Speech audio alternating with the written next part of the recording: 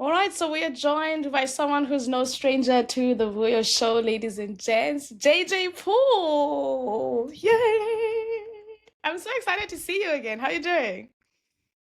Great, great. It's so good to see you again. I see you have been doing many wonderful, numerous things. And so I'm so happy to follow your success and your growth. Thank And you. I'm happy to definitely be back on here. Yeah, no, you're definitely one of my favorite guests because I mean, you always share and drop some gems when you're coming on the show. So I've been following your journey. You have been doing incredible things yourself. I mean, yeah, at the bottom of the show notes, I'm gonna drop his Instagram handle, y'all, so you guys can check him out because he's just doing incredible things. But what we are gathered here today for is this new, I'd say, a journey that you've kind of gone on, of being an author. I think that's something that deserves a round of applause. Yes. Yes, thank you. Thank you very much. Thank you very You've much. just released a book, JJ. Absolutely. I am so excited for you. I think as someone who's been speaking to you and hearing you drop these gems consistently, not only on social media, but in person as well, and through the conversations that we've had. But now getting Mhm. to see those gems being formulated and put together in a capacity of a book, I think is absolutely incredible. Information, a lawyer's guide to business formation and entrepreneurial success. Firstly, how does it feel being an author? Well, this is a new feeling. I feel it's great. Yeah. It's great. I'm pretty sure I felt the same way about a month ago before I became an author, but the mindset behind it is different. Yeah. So I'm very grateful for the Hmm. opportunity. What prompted the decision to write a book? I mean, it's not every day that people go to school and get degrees and get a job and buy a house and do so many different things. But writing a book is a different level of decision making. What led to your to deciding to write this book and put out this words in a very beautifully curated capacity? Well, I'll tell you the decision wasn't totally mine, entirely mine. Okay, because it was not something I was looking to do. It was something that was on the list of my life, my bucket list for my life, but it wasn't something that I thought I'd be doing immediately, Yeah. right? And so this journey, I have to give credit for the genesis of this journey to the publishers who were working with me, who actually met me out at an event, and I had a conversation, not knowing that they were publishers, but I had a conversation with one of the publishers about a totally unrelated matter. And like she said, "What? Wow, you got a lot of gems. Like, have you ever thought about writing a book?" And I said, "Well, it's not my goal to write a book. It's my goal always is to be as helpful as I can to my fellow human being, so as to help lift them to the best version of themselves. And if I've done that, that is the book, Mm. right?" And they were like, "No, that's not enough." Right? Yeah. And they were like, "No, we actually believe that you have, a book. I mean, books inside of you." So they invited me to dinner, and they sat down and laid out the plan, which was the beginning of in formation, which is a combination between the things that I do now currently as an attorney, and then the life I've lived as a business entrepreneur, right? Having been 100% commission for over 20 plus years, and having um, learned some lessons that can help other people through success and through also failure. And so this was something that they thought was important for me to get out right away. This was somewhat of an introduction to the author, so as to know, like, the person that's speaking to you has real, true, valuable experience in this, and that they've actually, been to the down below and been to the mountaintop as well, and that they're just a regular person like you, that can show that success can be had. It doesn't have to be superstardom. You don't have to be a superstar. You don't have to be a celebrity in order to have great success at life. Mm. And I think it's such an interesting thing that you say that it's something that found you. You didn't go out seeking for authorship, right? It's something that stemmed and came to you because of just the natural progression of what happens when you accumulate all of this knowledge and all of this insight. That knowledge then flows out of you, that those around you start recognizing that, hey, you have something to say. Let's put it down in a book.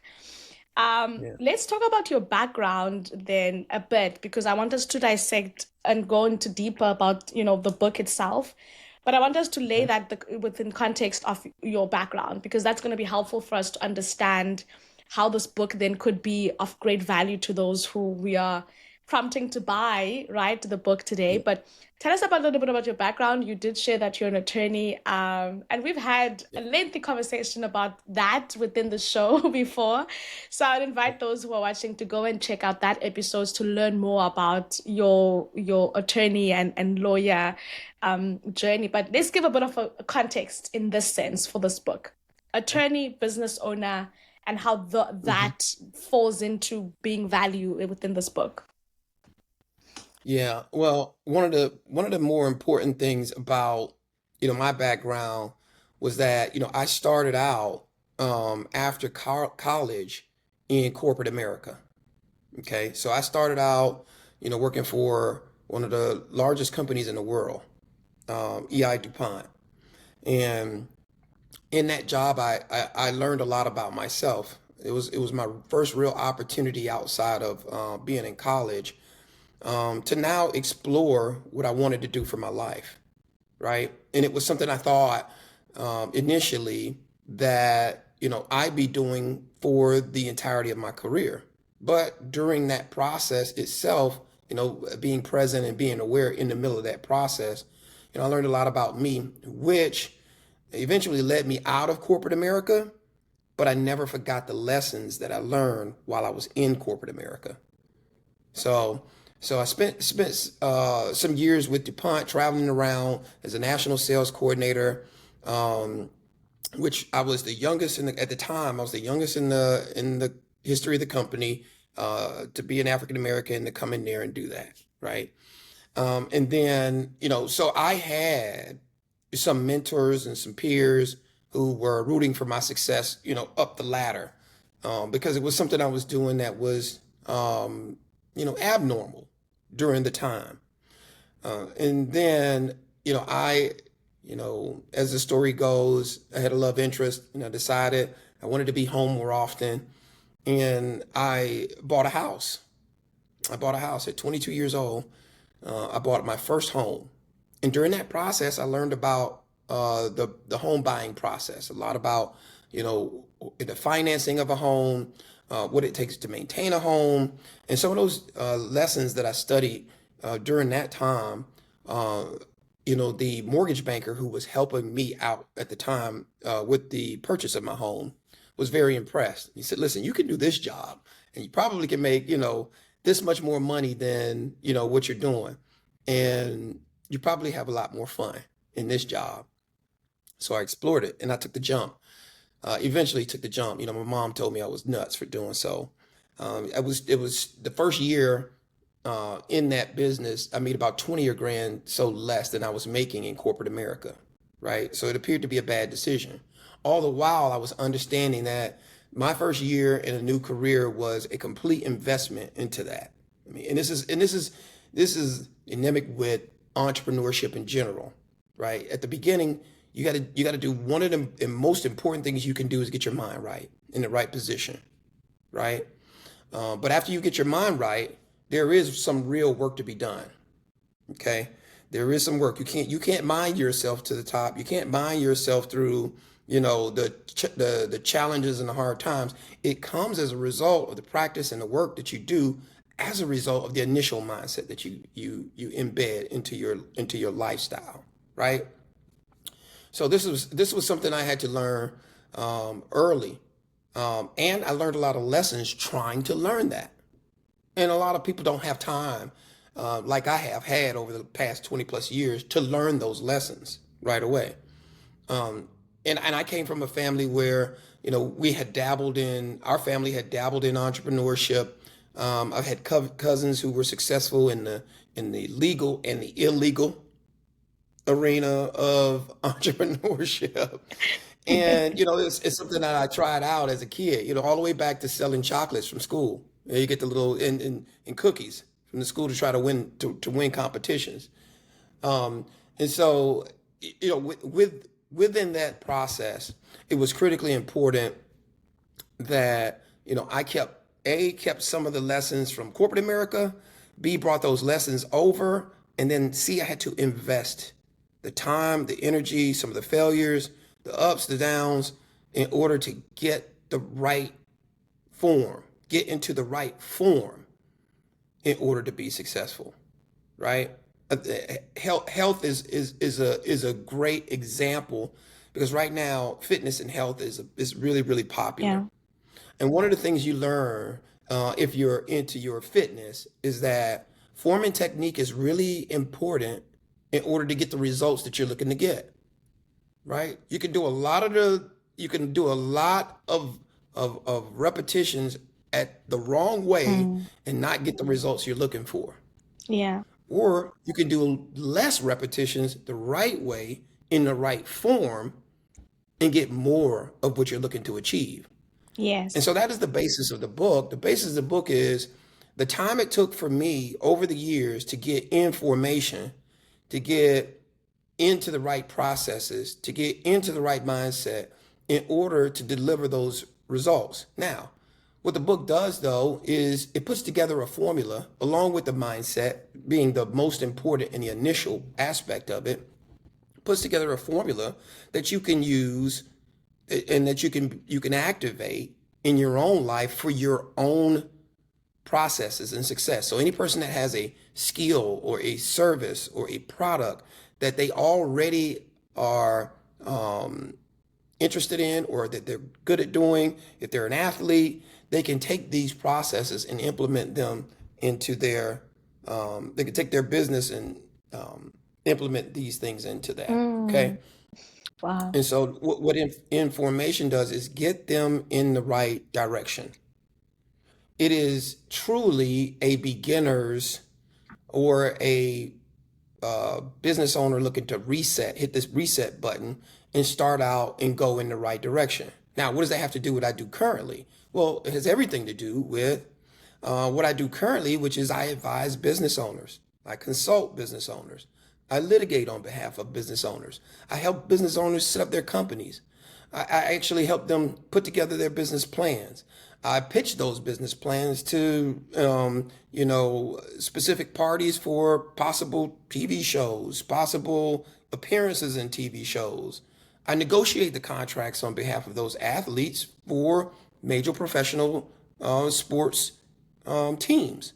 So a lot of all of what I'm explaining in the book has an application Mm. in the way that it does help the reader come around to being able to get not just the information that's needed to do so, but in formation to do so. Mm. I like how you used it's a balance of the formula, and so success kind of being the formula and the mindset, right? And I think even for the person who is, watching or listening to this particular episode, the mindset aspect I think comes even before the formula, because if you're not in the right mindset, you're not even considering or thinking about formation and formula and principles and processes. So let's get the Correct. mindset of our audience in check, all right, rather in place. What Yeah. do you need to do in order for you to, from a business and entrepreneurial standpoint, and right, and this also kind of falls or brings into the category creators or people who are, as you said, who have a skill, because they could fall under the entrepreneurial bucket. So for those individuals, what does it look like? How do you get your mindset in check? What are some of the things that you can do or that you have done that you can say, I implemented X and my mindset shifted into ensuring that then before looking at how I'm formulating, that's in place first.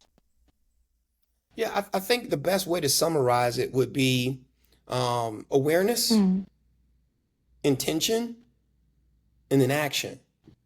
Okay. And in that awareness portion, it's critically important that there is some level of understanding of self, some connectivity to one's desires, to one's purpose, Yeah. right? To one's um, their ability to be resilient through challenges.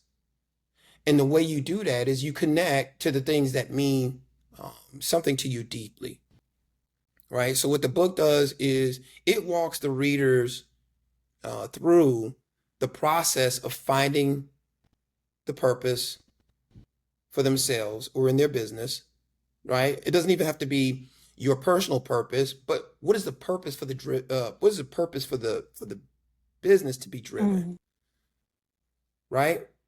It also walks them through the process of defining exactly what that business is about, Mm. right? I'll give you an example. Here's a good one. The florist. Does the florist sell flowers? Actually, the florist doesn't, I would submit to you, sell flowers. Mm. The florist sells experiences. What the florist sells is how those flowers Yeah. make the purchaser feel in the given moment. And the receiver of those flowers, say they were bought by someone for someone else, for an example. Yeah. Mm. Absolutely. So they're not in the business of selling flowers, they're in the business of selling experiences. And if they are in the business of selling experiences, then how different would they look at the business? If if delivering a flower was based on whether or not someone would be able to honor their loved one, someone would be able to profess their love, someone would be able to express the beauty, someone would be able to accentuate the moment, right? Those are all experiences that are critical to be aware of in order to become the best version of a flower business that you could possibly be. And you got to be able to provide that and communicate that to customers, right? That is the mindset that I'm talking about for a business owner.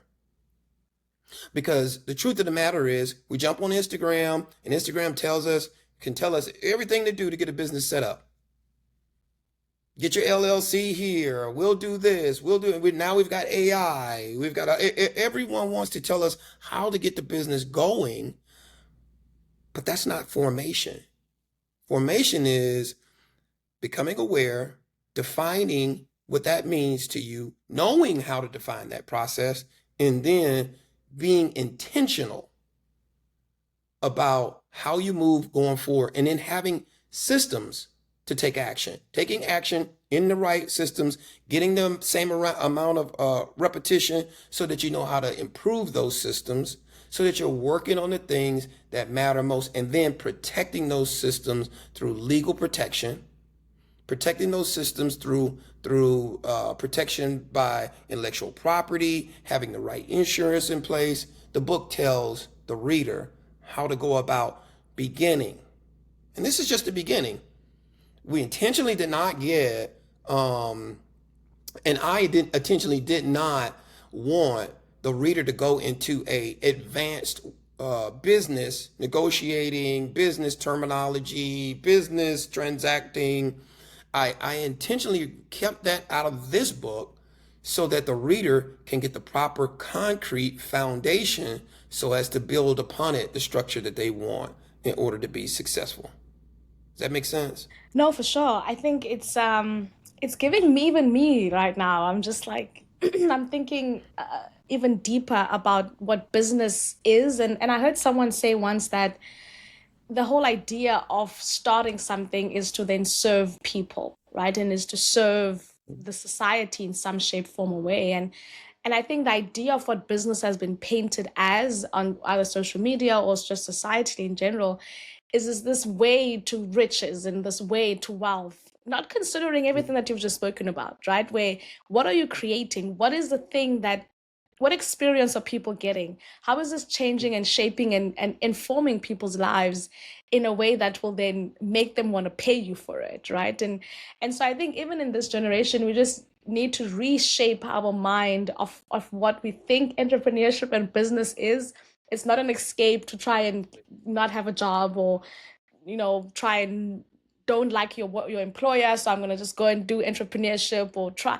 It's a lot deeper than that. It's not a side Yeah, hustle. It's not a, and I think that's what we've understood business to be. So the thing that you're mentioning has not been within the conversation of entrepreneurship for a very long time. So I'm glad that you're bringing that up absolutely. right now.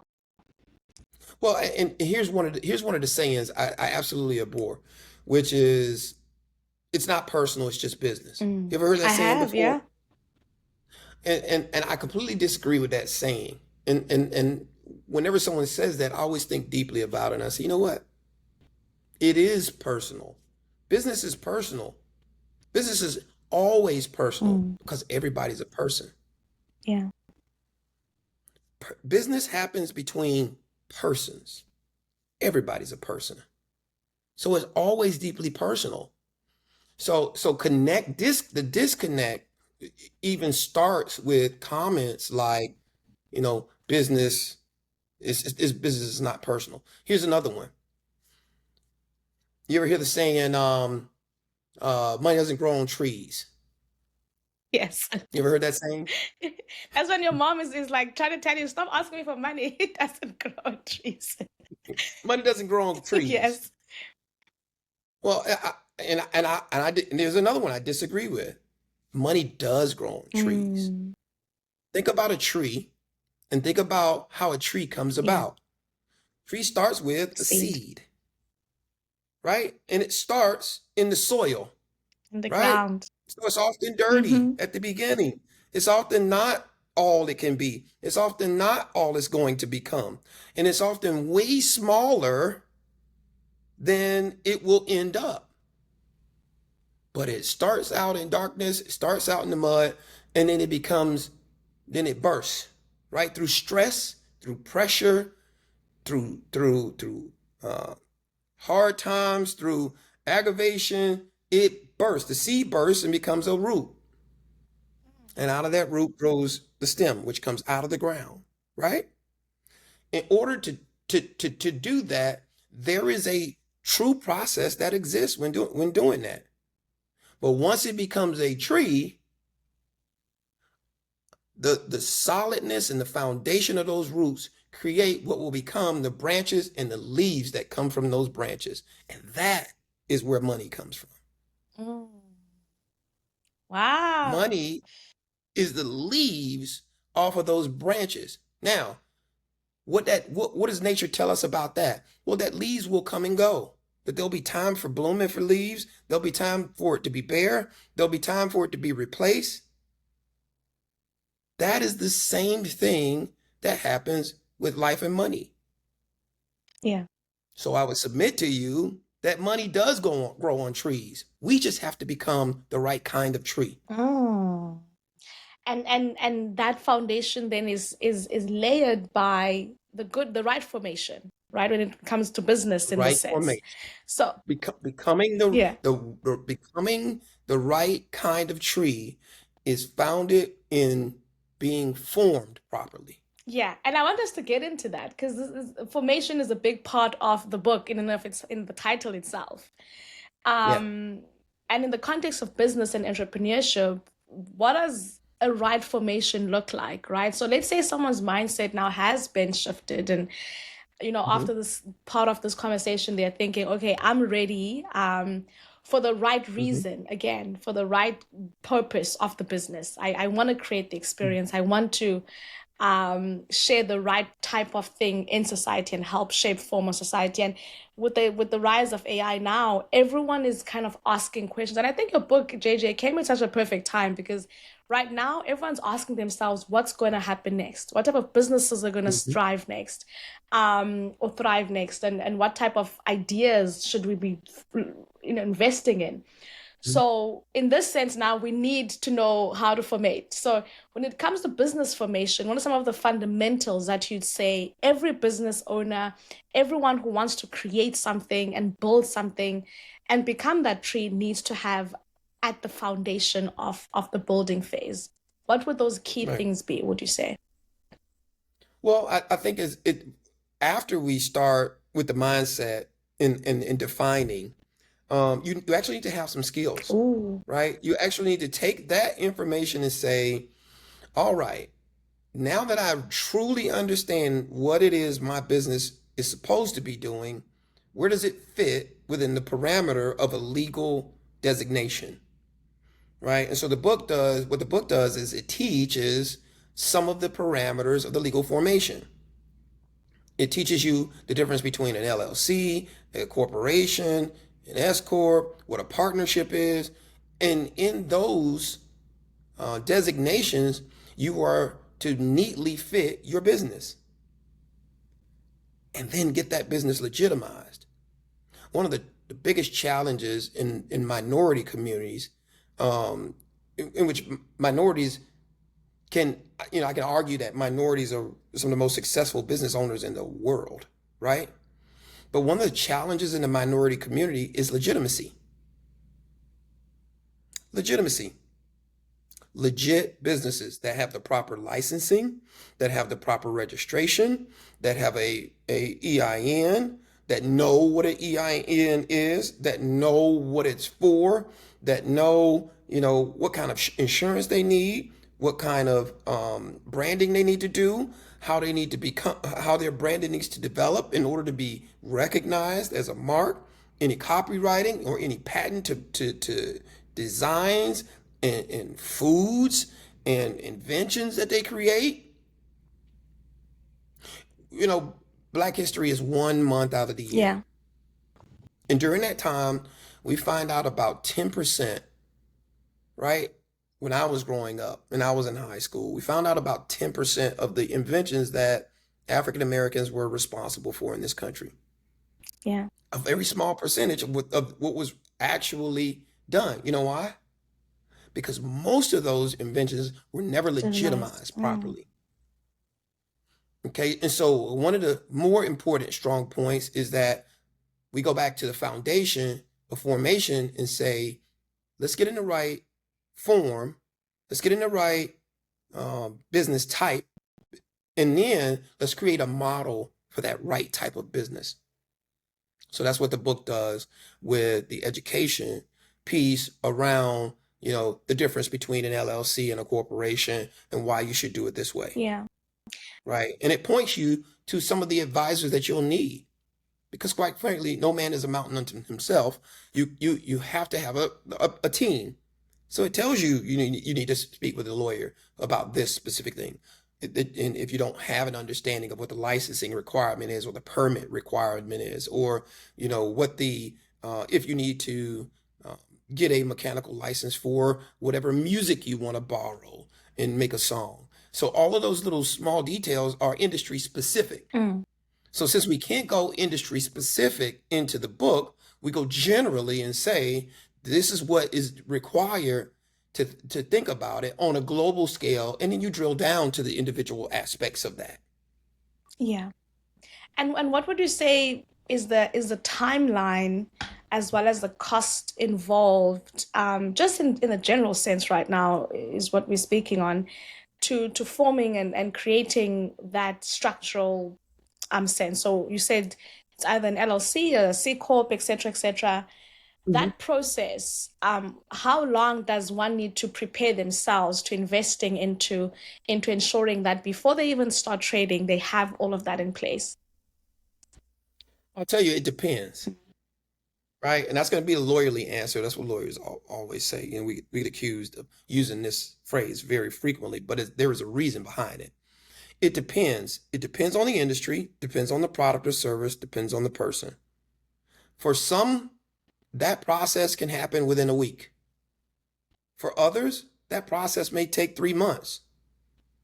For people who want to become attorneys, doctors, and then run their own doctor's offices or law firms as entrepreneurs, that process can be several years. So it just depends on the specific industry that you're in. Um, and I always say this because, I also think this is true. Direction is more important than speed. Going the wrong way fast can be detrimental to your whole life goals, right? You can go the wrong way fast. You can go the right way slow. And undoubtedly, you'll arrive at your goals faster than the person going the wrong way fast. Yeah. So it depends on the product or service that you intend to go in business with. Because at one level you're a professional, at another level it may be transactional. It may be a sale of goods. It may be something as simple as baked goods or cookies. Not that that's very simple, because I know a lot of people don't know how to cook baked goods. I'm not the best at cooking baked goods. But but Yeah. but I'm not saying it as it's simple. I'm saying the timing. You can get into that area faster than you would, a professional. Yeah. And some people want to become chefs. So there's timing on that as well, Mm. right? The difference between selling baked goods and becoming a chef is huge. Yeah. So it just depends. I like that because it then requires one to think deeply about what type of business then do they and what type of category, which is also important to figure out. Would you say that it is expensive to start a business? Would you say it's expensive to get into entrepreneurship? And how do Are we you asking justify that? me? Yeah. Are you asking me literally, like, or are you asking me, the overall process? Yeah, cause and I asked this question so that I know there are also people who've been, thinking about getting into entrepreneurship or starting a business and are debating within themselves if they have the right type of financial capacity to Mhm. enter into that world. So is it a strenuous financial expensive exercise to start a business, or again it depends on the type of sector that you're in? Well, hey, well, for the person that doesn't have any financial capacity, it's very strenuous, right? But generally, it's considered not very expensive to do so. Yeah. You know, for whatever um, Secretary of State you'll go to when you're forming your company, you can reserve a name for $25. In some cases, it's $100 to start an LLC. It's not very expensive from a technical standpoint. Now, investing your time and being intentional and talking about the things that we've gone through thus far. Now that's depends on what you consider expense, Yeah. because time is money, which a lot of people discredit. Time is money, and then money is money, right? Whether you need inventory, whether you've got to have a certain product, or whether you need ingredients in order to create the product, whether you've got to have manufacturing for the product, that part can be very expensive. But formulating a business generally, no, it's not very expensive. And do you think, But it could be very expensive. yeah, do you think that anyone and everyone could be a business owner and entrepreneur, or is that reserved for a different type of individual? Well, I think we're heading into a war, A war. and I don't use that term very loosely. Not a war between men, but a war between man and AI. Oh, yeah. Okay, artificial intelligence is quickly taking over portions of the marketplace where humans traditionally existed. And what that will do is it will force people to show their value. So what I believe is, I think that everybody should have some exposure to entrepreneurship and have some level of thinking of how to present their value in a way that they can exchange monetary value for it. I.e., that is the definition of becoming a business owner, Yeah. right? Providing a value through a product or service, and receiving a monetary benefit in exchange for doing so. I think that's so important that over the next 5 years, many people who never ever thought about entrepreneurship are going to be forced to become business owners. Mm. I just want us to be prepared mentally for it, if not specifically technically prepared for it as well, because it's coming. It's already here, JJ. I think it's already here. And it really is about kind of strapping. You know, it's like when you're getting in a plane and like fasten your seatbelt. It's about to be a ride. Yeah, And that's why I was yeah, saying that I think the book has your book has come at such a perfect time because a lot of people are trying to figure things out right now. And that's across the yeah. board. It's not industry specific. Everyone is Mhm. trying to figure out what do we do next because what's coming now Yeah, has never been before. AI is such a disruption that has like something that's never been seen in history of time.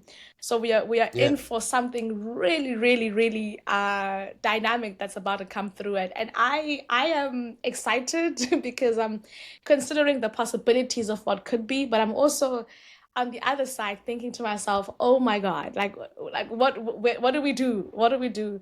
For someone like myself, hmm, JJ, who is not from the USA, right? And wants to do business in the USA, and I, you know, people who watch the show are from different parts of the world, and we know that America is the biggest market, right, in the world. It's the most successful market in the world. So, you know, various people from different parts of the world want to trade within the USA. Would you then say that that in of itself as well is a technically difficult process, or should folks absolutely. explore that and participate within this market as well?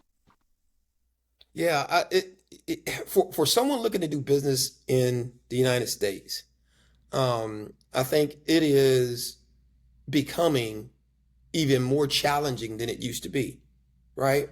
With the institution of financial challenges through tariffs or what or political issues, whatever may have you, through the use of AI. Sometimes things used to be, or um, sometimes jobs and tasks used to be done overseas that AI will eliminate, right? So having to come and establish oneself and to show one's value from a foreign standpoint and still be able to, have those same foreign connections. And maybe your product is, in Africa, but you're here personally, and you're having to deal with, with the cost of trying to ship goods through tariffs. Whether or not you have education in the U.S. system on specific professions, even though you may be professional in your place of foreign residence. All of those are challenges that absolutely face the person who is trying to do business in the U.S. Mm. And I think one of the things that the book does is it pushes them away from connecting to, and I'm not um, oblivious to the fact that I may have challenges about this, but pushing away from social media, Mm. thinking deeply, introspectively, and then coming out with what their true values are instead of latching on to what everybody else is doing, right? The trend of the month on IG or TikTok. Yeah, yeah. Not that people haven't made fortunes by doing so, but not everyone's going to be able to make a fortune doing it that way. Mm. So what I try to do is help them dig deep, disconnect, and this is why I wanted it to be a book and not it to be a TikTok post Yes. or 10 TikTok posts Mm. or 20 TikTok posts put in a strand, Yes. because this is a process that you need to withdraw in order to do. And if you're a foreign person looking to do business in the U.S., this helps you do that. Yeah. If you're a U.S. person looking to do business elsewhere, it has the same impact. The only difference is that the actual technical process is different elsewhere. Mm. Mm. But the mental developmental piece and the strategic business systems operate the same. Yeah. And I like the fact that you're highlighting the more global aspects of doing international business, right? That play a big role in formatting in a space like the USA. So folks need to be very cognizant of doing even cross-continentally, really, right? Whether you are in the US wanting to do business abroad or wanting to do business in the US. And I think a book like yours, does your book ship internationally, right? It does. Yes, it Okay. does. All right, It that's does. great. And so I think it's such an important thing for us to note. And what are some of from a formation standpoint, would you say one looking to do business in the USA, what are some of the formational fundamentals that one needs to have in place in order to do business in the USA? You mentioned earlier on an LLC, a C Corp.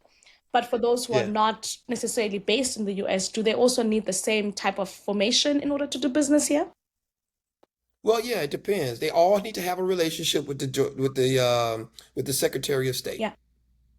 Okay, for each individual state in which they look to do business in, right? And what the Secretary of State does is it introduces the business or person to the legal marketplace of business in that state, right?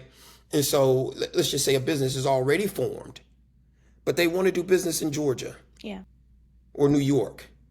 They need to have a relationship with the New York Secretary of State or Georgia Secretary of State that recognizes them formally as a business licensed to do business in the state that has met the requirements that the state has that are put in place to protect its consumers.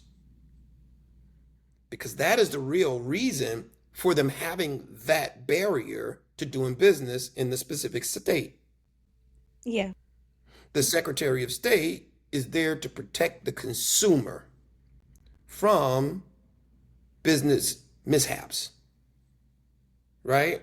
And from people that mislead or take advantage of consumers.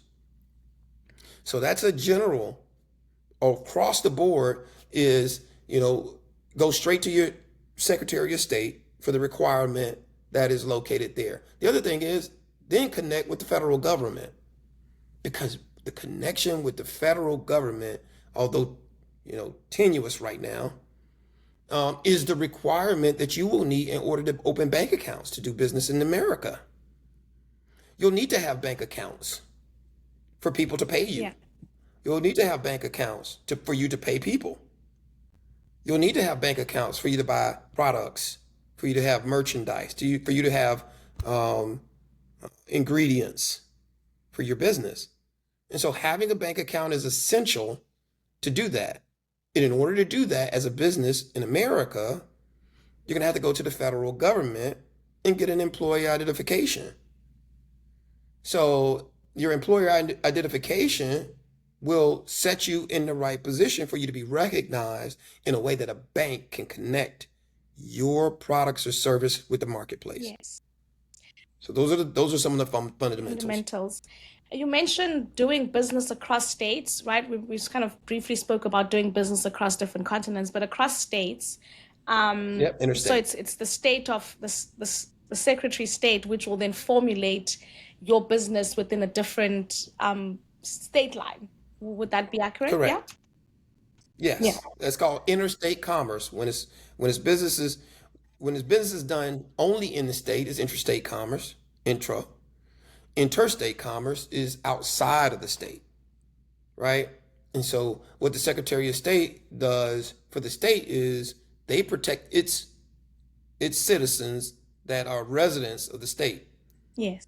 And what the federal government is responsible for is anything outside of the state that across state lines.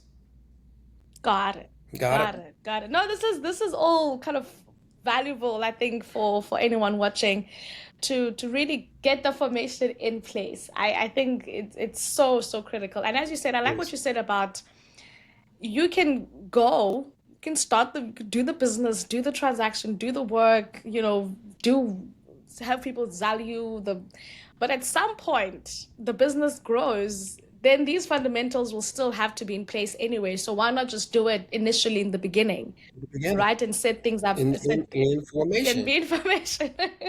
Do it in Formation. formation. I love the spin on the words as well. Um, what does business success look like, JJ? I mean, it's in the title of the book, right? Business formation and entrepreneurial success. So, what would you say entrepreneurial success within the broader context look like? Is it from revenue standpoint, from the amount of employees that you have? Is it how many states you're in or doing trade and business in? What is the definition that you'd say signifies that this is entrepreneurial success?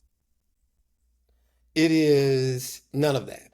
It is the action that you've taken that helps you meet the goals that you've set as a result of having the proper purpose.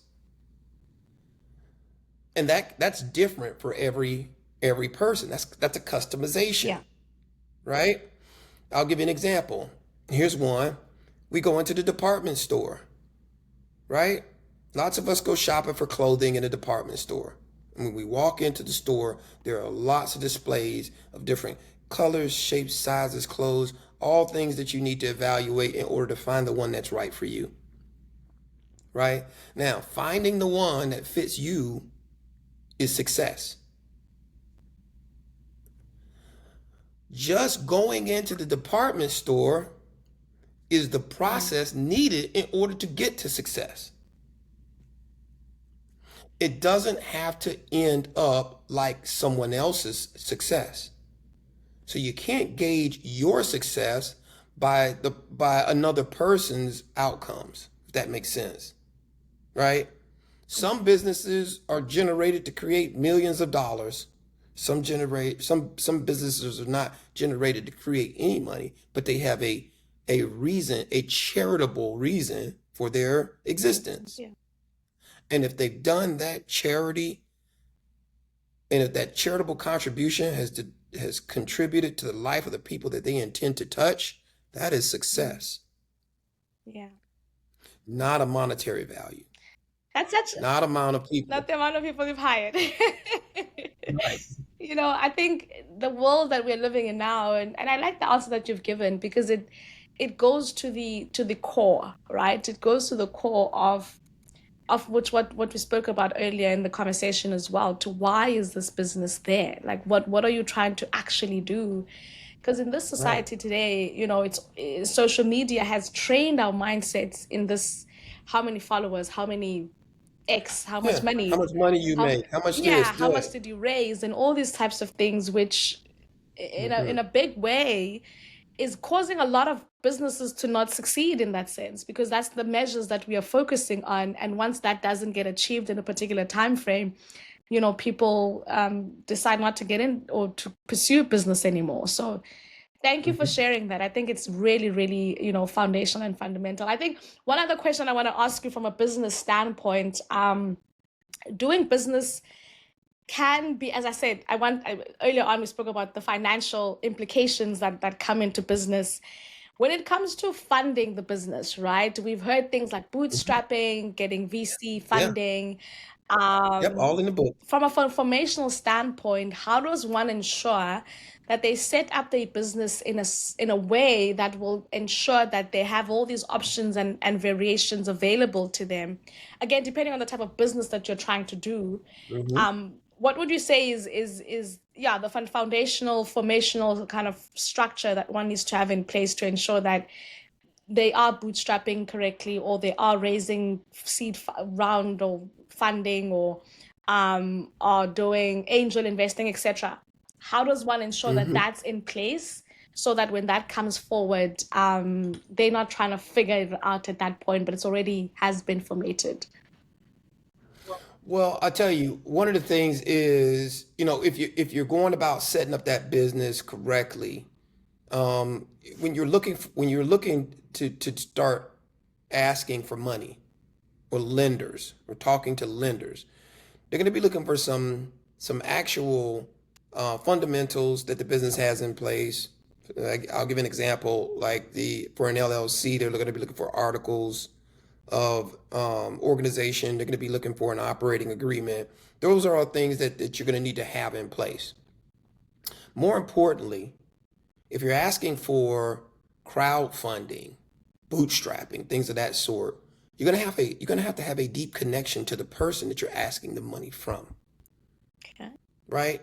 And how do you have a deep connection to the person that you're asking to donate or to send money to if you don't have a deep connection with your business? So the preceding chapters of the book are set up so that you have a deeply emotional connection as well as a financial connection to your business in a way that you can articulate that and communicate that to others. And that will determine whether or not you're successful at the crowdfunding, or it'll also determine if you set it up properly based on the instructions, whether or not you're eligible for bank loans or hard money lending or any type of Yeah. financing. So all of the steps are curated so as to prepare the business to ask, right? And to have a selling proposition so that the person they're asking, the person that they're the lender or the charitable giver or the volunteer has an understanding of what's being asked of them in a way that they can connect to it, and then they can provide that financing, that funding, those gifts. Mm. And would you say that it is advisable for one to go out and seek funding outside of their capacity? Like, would you advise on bootstrapping? I mean, you're an attorney. I'm sure you've had several cases of things going wrong in Yeah, business. So, what advice do you have in that sense? Do you know? Yeah, again, I'll say it yeah, depends. It depends on what your model can withstand, right? Have you done this long enough to know what type of results you can control and what you can't control? And are you prepared for what happens if you don't live up to the contractual aspect of the agreement, right? And everything should be placed inside of that contract. And so, again, it depends. However, there are some specific factors I would say. If you've got your own money and you want to push your business forward, there's nothing wrong with that. If you still have your own money and you want to borrow money, there's nothing wrong with that. So long as you have got the pillars of operation in place and that you understand the operation so well that you can determine whether or not you can meet the terms of the contract, then that is the key component. The one must ask themselves, or a group or a team or an organization must ask themselves, how have we set ourselves up to succeed in this agreement? yeah. Do the intentions that we have for this business match the funding that we're asking for? Mm, yeah. And so there's definitely much to consider. And I think it stems from then yourself to making sure that you understand the implications, as you said, of what will this finance that I'm receiving, what will it kind of Yeah. implicate? And then from a business partnership standpoint, right, as a foundational question again, I'm sure you've also had a lot of situations where partnerships have not gone and worked out well. Uh, A lot. what have you seen as the biggest mistake that people make when either choosing a co-founder or getting into partnership with other people or wanting to involve other people within their business that has been a consistent true line that you've seen and that you'd like people to be careful of? Verbal emotional agreements. Mm. Verbal agreements made during the emotion of a connection with a person that don't end up in writing. We had this great idea. We all feel deeply about it. And we make a bunch of promises because we wanted to succeed. All of us. We make a bunch of promises because it's our friend, it's our family member, it's our relative, we know that the person is a professional at doing this, so we know it possibly can be done. So we make solid commitments on things that are only possibilities, Mm. and we do it verbally. And then when the rubber meets the road, the verbal aspect of the emotions that have been exchanged back and forth do not meet the actual written obligation that's laid out on the paperwork, right? That is the most common problem. Yeah. The most common problem is immediate agreement between people who want things to work out. Now, you would say that's not a bad thing. But the challenge with that is when we don't put it in writing as we intend from the outset, it can become a nightmare. So the Because formation. when duties are handed out, Mm, when duties are explained in the agreement, there is no debate about what someone meant they expected to come out of the venture. mm. So formatting and structurally putting it all in writing uh, and pen and paper. And I think it's such a, Right. as you said, it's the emotions are so high, it's exciting. You get the other person, they get Mhm. you, you guys are well connected, etc., etc. So it's Yeah, kind of just like, what can go wrong? right. Right? JJ, I know I have like 5 minutes left of your time, so I don't want to necessarily extend that any longer. But let's talk about the book. How does one get the book? I know we've shared so much today, but I know that there's even a lot more within the book that, folks will be able to get. So where do we get the book? How do we get the book and get our formation in place? Book can be found on Amazon. So if you've ever ordered anything on Amazon, you can go on Amazon. It's the same way. Separate the words in formation, just like the book. Um, and it's right there on Yeah, Amazon. Easy to do. yeah, So it doesn't matter, what country you're in, it's right there for you. that's right. It's So click the internationally. link, or you can click on my link in my bio on the Instagram site, which is at JJ Poole Law, and that's spelled JJPoole. A lot of people think it's Pool. It's Poole. And then you can also click on my website, askjjpoole.com or jjpoolelaw.com, and the book can be ordered from the website Yeah. as well. So there's several different ways you can get to the book to get your formation going and to get the information that you need. And ensure that your business formation is set up for entrepreneurial success. JJ, is there anything that I did not ask you today that you No, think the audience needs to hear, whether it's in relation to this book or just entrepreneurial advice in general? no, I think the questions were comprehensive, and I appreciate the engagement. I hope something we said in this conversation sparks something in with someone that will help them become the best version of themselves. And that's my purpose. Yeah. My purpose is people development. And so I'm always targeting putting people in a position to become the best version of themselves. So I hope something we said today in this conversation did so. I love that. I mean, we went straight into business in this conversation, but before I let you go, I need to ask you how you are doing. How's JJ I'm doing? doing well. I'm doing well. It's busy these days. Yeah, Very, very busy these days. yeah. And busy is good. Busy is good. I saw the launch for the event for the book and I was like, "Oh my God, look at all this Yeah, it looks great." it So, was how did really that go? good. I hope that went well as well. It was really amazing. A ton of support from people who have always supported me, from new supporters.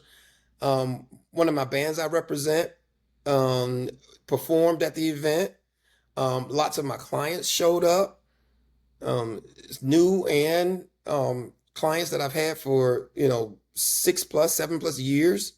So I was very, very pleasantly surprised at the outcome of the event, and it was definitely hopefully something that we'll remember later on as the start of something that becomes a greater Mm, good, to introduce more books like this that will hopefully give more advanced information. In this one, we stuck to the beginners. We stuck to the people who are starting or starting over.